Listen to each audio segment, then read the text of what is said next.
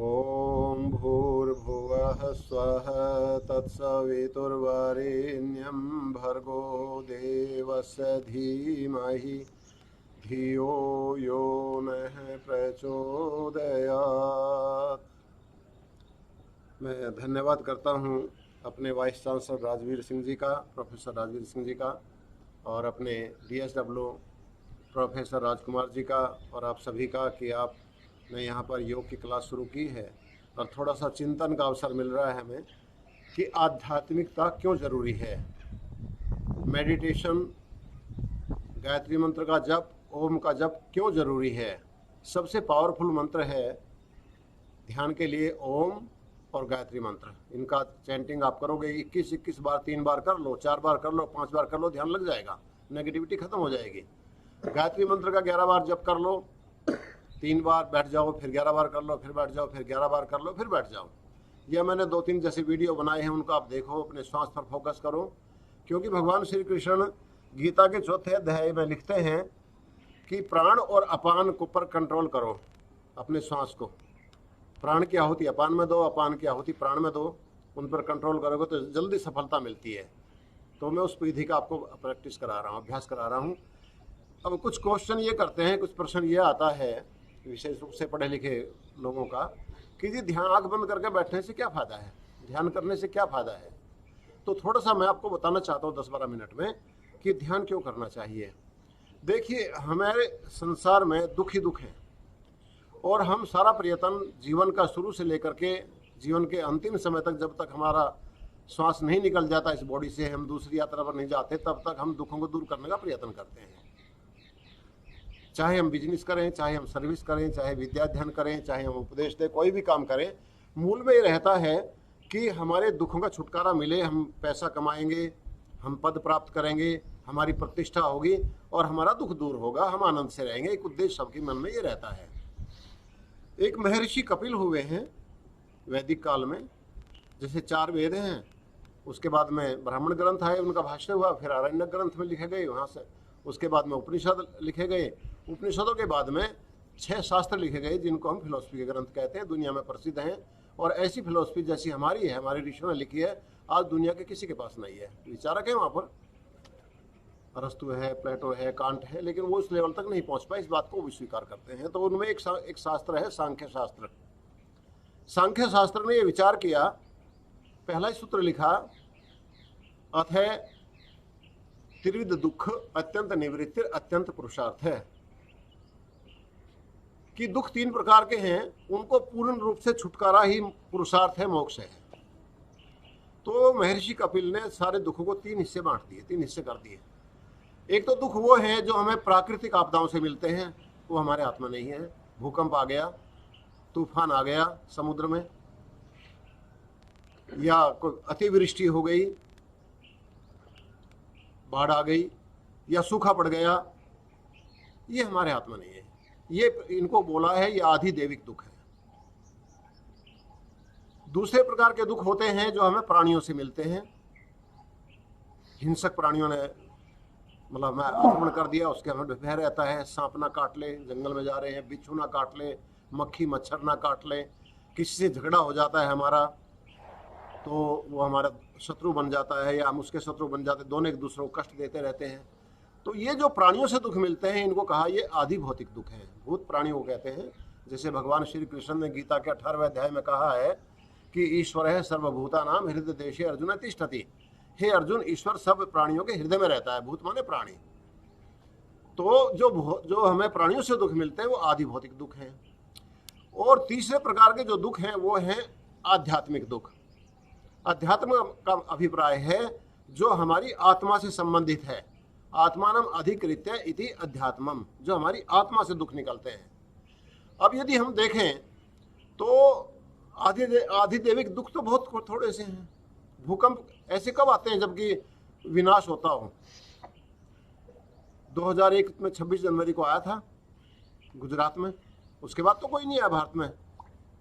कितने साल हो गए? 19 साल हो गए, 20 साल हो जाएंगे। बाढ़ कितनी आती हैं? 1995 में आई थी रोहतक में बाढ़। तो ये तो 4-5% भी दुख नहीं है। आधिदैविक दुख 4-5% भी नहीं है, और आदि भौतिक दुख 5-7% होंगे उसका। और हमारा जो सारा प्रयत्न होता है वो इन आधिदैविक और आदि भौतिक दुखों में दूर करने में चला जाता है पूरी जिंदगी। हमारा 90% पैसा, 90% टाइम, क्या 90 के 95% पैसा, 95% टाइम हमारा किस में जाता है? इन आधिदैविक और आदि भौतिक दुखों को दूर करने में। मकान ऐसे बनाएंगे, वाहन इस तरह के खरीदेंगे, बैंक बैलेंस इस तरह का बनाएंगे, मुसीबत में काम आएगा।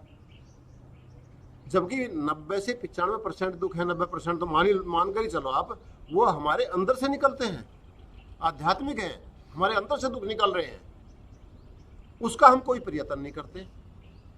मतलब 5% भी उस पर न तो टाइम खर्च करते हैं और न पैसा खर्च करते हैं, और जो खर्च करते हैं वो कर्मकांड में उलझ के रह गए।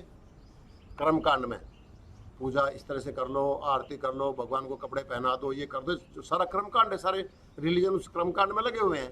कर्मकांड तो ऐसा ही है जैसे मैं सड़क पर झाड़ू लगाता हूँ, मैं अपने घर को साफ करता हूँ, या मैं यूनिवर्सिटी में जाकर पढ़ाता हूँ, वो तो एक काम है। जैसे मैं खाना बना रहा हूँ तो वैसे वो काम है, एक मैंने आरती उतार ली खड़ा होकर के, दीपक जला करके, वो भी कर्मकांड में आ गया। तो ये आध्यात्मिक दुख कैसे दूर होंगे? ये आध्यात्मिक दुख दूर होंगे ध्यान से, जप से, हवन करने से, प्राणायाम करने से, योग करने से। कर्मकांड से दूर नहीं होंगे। और क्यों जरूरी है इनको दूर करना? मेडिकल साइंस की रिसर्च ये कह रही है कि 95% disease comes due to our negative thoughts, our mental stress. तो ये जो नेगेटिव थॉट्स हैं, किसी को क्रोध आता है, कोई दवाई कोई इंजेक्शन नहीं है क्रोध को रिमूव करने का। किसी को निराशा हो गई, कोई घर में बहुत बड़ा हादसा हो गया, किसी का कोई प्रियजन चला गया, वो निराश बैठा है, तो डॉक्टर का इंजेक्शन नहीं लगाएगा डॉक्टर आके इसकी निराशा दूर हो जाएगी, इसका दुख दूर हो जाएगा। कोई उनके पास है ही नहीं कोई दवाई कि भाई ये निराश है, रो रहा है, बैठा बैठा खाना नहीं खा रहा, बड़ा डिप्रेशन में चला गया है, चलो हम इसको एक गोली दे देते हैं और इसका दुख दूर हो जाएगा। कोई दवाई नहीं है ना मेडिकल साइंस में, न बन सकती है न बनी है। इसका हमारे पूर्वजों को पता था, इसीलिए उन्होंने शास्त्र लिखे। और 6 दर्शन जो हैं, वेद का ही सारा चिंतन यहीं से चला है।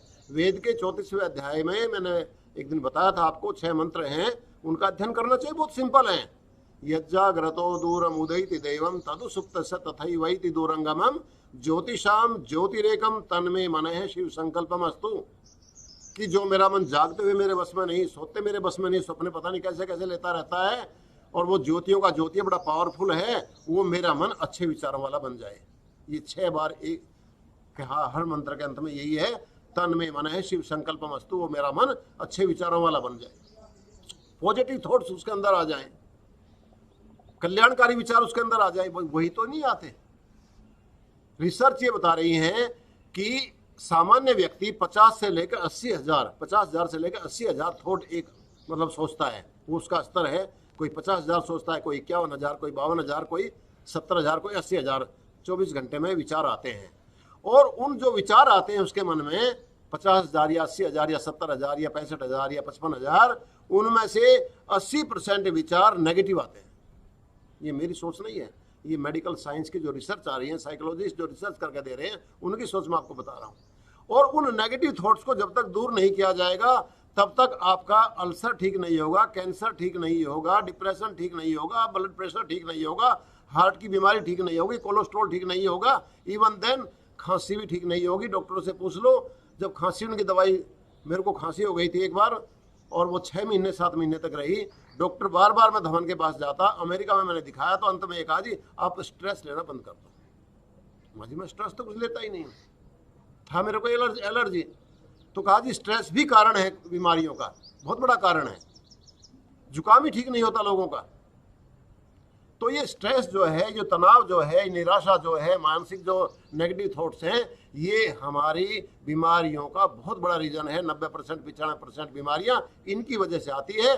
और हमारे पूर्वजों को इस बात का पता था कि न तो नेगेटिव थॉट्स की कोई भी दवाई है और न भविष्य में बनेगी। इसलिए उन्होंने कहा कि योग का मार्ग अपनाओ, स्पिरिचुअलिटी का, आध्यात्मिकता का, कर्मकांड का नहीं। हमारे यहाँ धर्म की परिभाषा कर्मकांड नहीं है, धर्म की परिभाषा कर्तव्य दी है। कहीं भी पढ़ लो शास्त्रों में, धर्म हमारे यहाँ कर्तव्य को बताया, जैसे राजधर्म, गृहस्थ धर्म, संन्यास धर्म, मतलब ब्रह्मचारी धर्म, ब्रह्मचारी विद्यार्थियों कहते थे, वानप्रस्थ धर्म, धर्म का मतलब ड्यूटी, उनका क्या कर्तव्य है, ये कोड ऑफ कंडक्ट था। तो कोड ऑफ कंडक्ट को धर्म कहा था। ये जो आज का रिलीजन है, रिलीजन अनुवाद धर्म का हो ही नहीं सकता, है नहीं रिलीजन। रिलीजन तो मत को कहते हैं, भाई मेरा विचार ऐसा है, तुम्हारा विचार ऐसा है। और धर्म जबकि है जीवन शैली है, कोड ऑफ कंडक्ट है।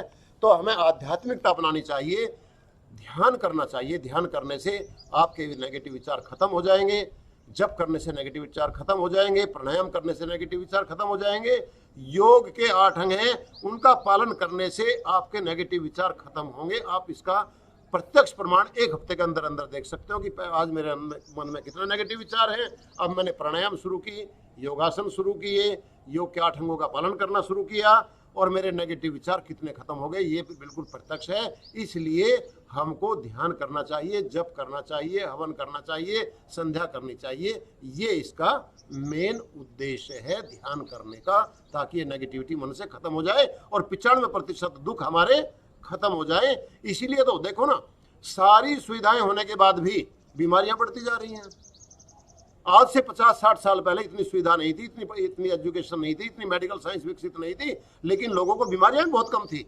अब बीमारियां इसलिए ज़्यादा हो रही है कि हमारा जो है तनाव बढ़ गया है, नेगेटिविटी बढ़ गई है और हमको रास्ता सही दिखाया नहीं जा रहा। हमको जो गुरु बनकर बैठे हैं वो लोग भी कर्मकांड में उलझा रहे हैं या अपनी पूजा करवा रहे हैं। तो हमको प्योर आध्यात्मिकता का सहारा लेना चाहिए, गीता का स्वाध्याय करना चाहिए, सत्यार्थ प्रकाश का स्वाध्याय करना चाहिए, योग दर्शन का स्वाध्याय करना चाहिए। बड़ी सरल भाषा में लिखे गए हैं सारे शास्त्र, हमारे वेद भी बहुत सरल भाषा में लिखा गया है। कम से कम एक मंत्र का ही पाठ कर लेना चाहिए, रोजाना स्वाध्याय करना चाहिए, तो आपके दुख दूर होंगे। ओम शांति।